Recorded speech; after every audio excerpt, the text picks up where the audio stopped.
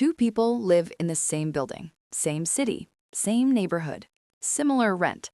The first earns $95,000 a year. Walk into their apartment and you'll find a 75-inch television on the wall, a leather sectional that cost $4,000, a kitchen full of appliances still in their original boxes, closets overflowing with clothes, tags still attached, and a spare bedroom converted into storage for things nobody has touched in years. This person checks their bank account with a knot in their stomach. They're 2 missed paychecks away from genuine crisis. The second earns $52,000 a year. Walk into their apartment and you'll notice space, a modest couch, a reasonably sized television, a kitchen with exactly the tools that get used, clothes in the closet that actually get worn. The spare bedroom is actually a bedroom. This person checks their bank account with quiet confidence. They have 18 months of expenses saved and invest 20% of every paycheck without thinking about it. Same building, same neighborhood. The person earning almost half as much has nearly 10 times the financial security.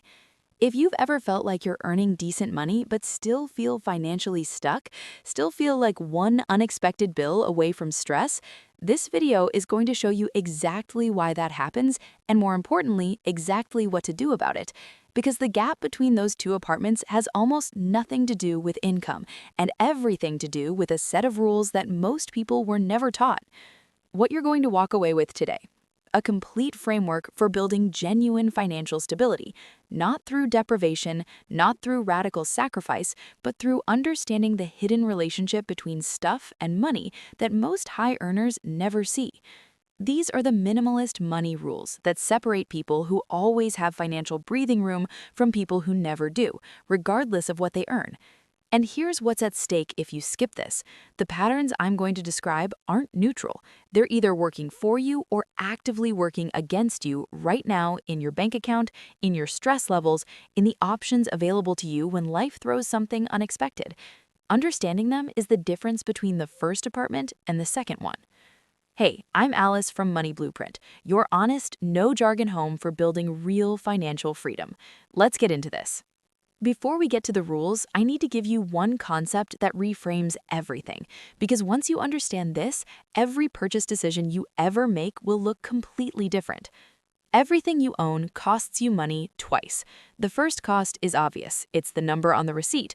The second cost is invisible, and it's often larger than the first. The second cost includes storage. In most urban areas, space costs roughly $30 to $50 per square foot annually in implicit rent. That treadmill you bought takes up around 20 square feet when you account for clearance. That's $600 to $1,000 a year in rent you're paying to store exercise equipment that mostly hangs clothes. The second cost includes maintenance. That boat in the driveway needs winterization, cleaning, registration, insurance, and repairs.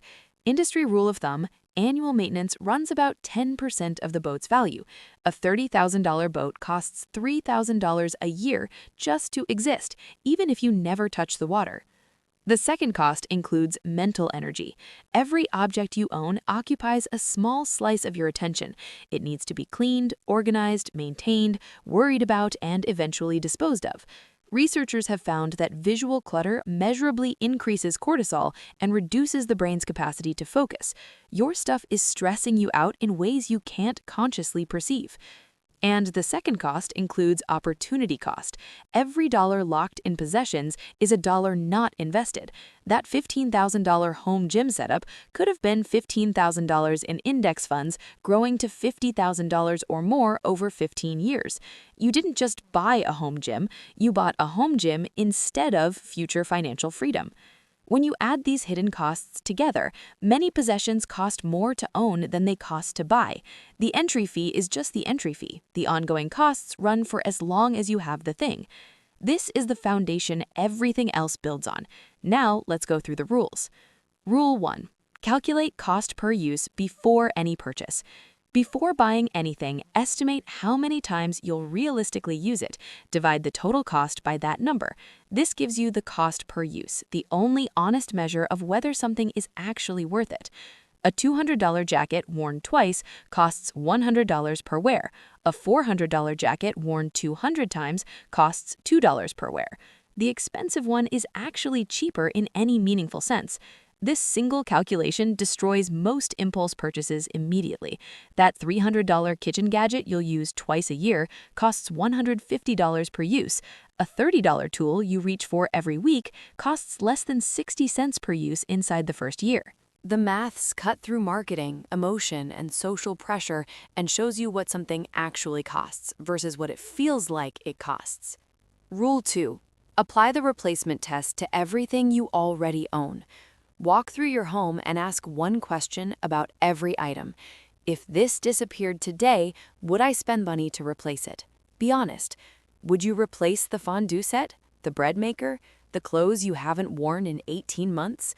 For most items, the honest answer is no. They exist in your life through inertia, impulse buys, obligatory gifts, relics of phases you've moved past. These items have negative value. They cost you space and mental energy without providing anything in return. Remove everything that fails the test. Sell what has value, donate what someone else could use, discard the rest. The process is uncomfortable briefly and then, for most people, genuinely surprising. The rooms feel larger. The decisions feel simpler. Cleaning takes half the time. You know where everything is because everything that remains has a purpose. Rule 3. Never upgrade out of boredom. Your television works perfectly, but the new model has slightly better contrast. Your phone runs flawlessly, but the new release has a marginally improved camera. Your car is reliable, but the New Year's model has updated styling. Your furniture serves its purpose, but you've grown tired of looking at it. These upgrades feel like progress. They are wealth destruction disguised as progress. The minimalist rule is strict. Never replace something that functions properly. The phone that makes calls, sends messages, and runs apps does not need replacing because a newer version exists. The car that reliably gets you where you're going is not inadequate because newer cars exist. Functioning is the threshold. Not new, not optimal, functioning. The financial impact of this rule compounds dramatically. If you extend every major purchase by just 2 or 3 years beyond when you'd normally upgrade, the savings across cars, phones, laptops, and appliances add up to tens of thousands of dollars over a decade, money that can actually compound rather than simply fund a marginally better version of something you already have. Rule 4. The 24-hour rule for everything non-essential. When you want to buy something that isn't essential, wait 24 hours before purchasing it. That's the entire rule. Just wait. The research on impulse purchasing is stark. Wanting something intensely feels like a signal that you genuinely need it. It is almost never that. The desire created by marketing, by social comparison, by momentary emotion is real, but it is also temporary. Most purchase impulses evaporate within 24 hours when you don't act on them immediately. The one-day delay also forces a practical question. If I still want this tomorrow, is it worth the cost per use? You don't have to say no. You just have to not say yes instantly. People who implement this rule consistently report being genuinely surprised by how many things they wanted urgently that they completely forgot about by the next day. Each of those forgotten desires is money that stayed in the account. Rule 5. Define a ceiling for every major spending category. Most people define floors, the minimum quality they're willing to accept. Minimalists define ceilings, the maximum they're willing to spend, regardless of what they could afford. What is enough home for your genuine needs, not your ideal aspiration? What is enough car, reliably functional, safe, not the best one available at your income level? What is enough wardrobe, clothes you actually wear, not the maximum your closet can hold? Defining the ceiling is what separates people who save as income grows from people whose expenses perpetually match their income. The person who decided that enough is $50,000 a year in spending and then starts earning $150,000 doesn't upgrade everything to the new ceiling. The gap flows entirely towards saving and investing. The person without a defined ceiling simply expands their lifestyle to fill whatever they earn, regardless of the number.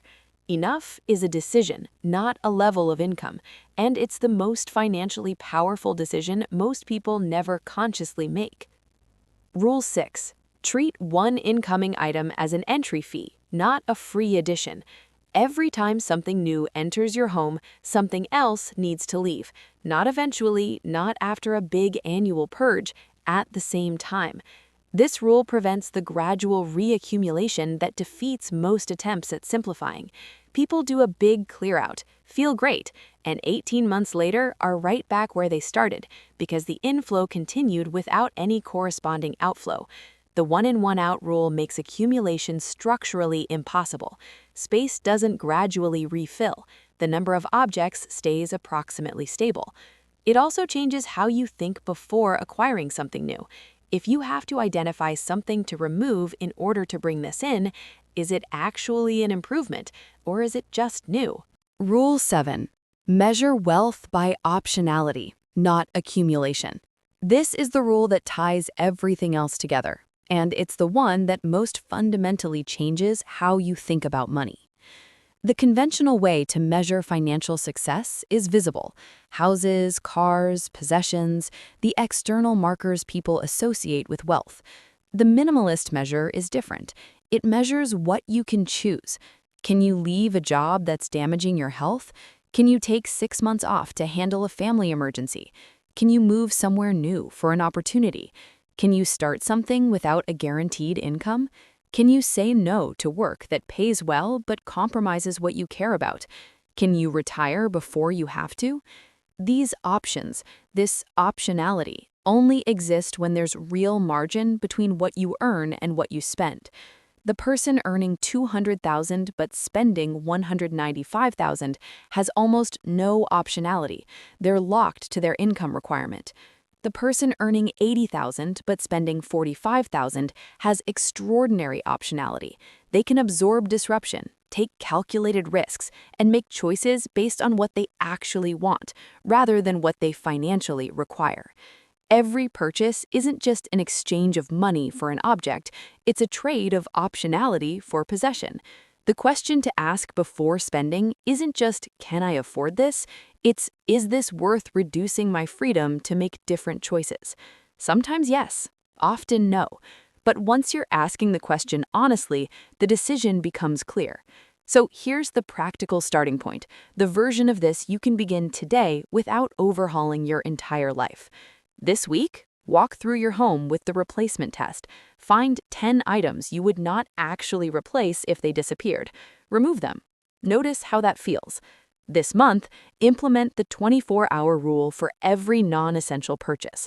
Track how many of those desires survive the wait versus how many simply evaporate. The data will tell you something real about your spending patterns. This quarter, define your enough ceiling for 3 categories: housing, transport, and clothing. Write it down. Refer to it when something shinier appears. The transformation from these practices isn't dramatic in any single week, it's compounding. Someone who applies these rules consistently for 5 years doesn't just spend less, they think differently. The urge to accumulate diminishes. The peace that comes from financial margin starts to feel more valuable than any individual purchase. The virtuous cycle begins. Spending less creates savings. Savings creates security. Security reduces the emotional drive to spend. Reduced spending accelerates savings further. The destructive cycle runs the exact same way in reverse. Spending everything creates insecurity. Insecurity drives more spending as temporary relief. More spending deepens insecurity, and it continues until something external forces a break.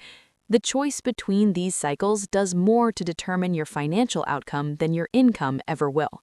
That second department, the one belonging to someone earning $52,000 with 18 months of expenses saved, belongs to someone who applied these rules consistently. They didn't get there through exceptional income.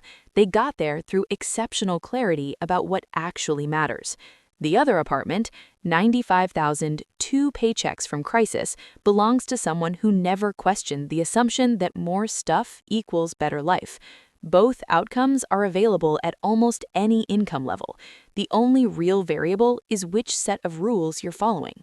And look, if any of this landed for you today, if something in this video shifted how you think about money or stuff, or what financial security actually looks like, I'd genuinely love for you to subscribe to Money Blueprint. Not because of the number, because every subscriber here is someone who's choosing to think differently about money, and building that kind of community is what this channel is actually for. More than that, drop a comment below. And tell me something honest. What's one area of your finances you feel like you're still figuring out? What would you want this channel to go deeper on? Every single comment is read. Every piece of feedback shapes what gets made next. The people who watch these videos are the reason this channel exists, and your input, genuinely, is what makes it better. Real wealth doesn't announce itself. It just quietly gives you options. I'll see you in the next one.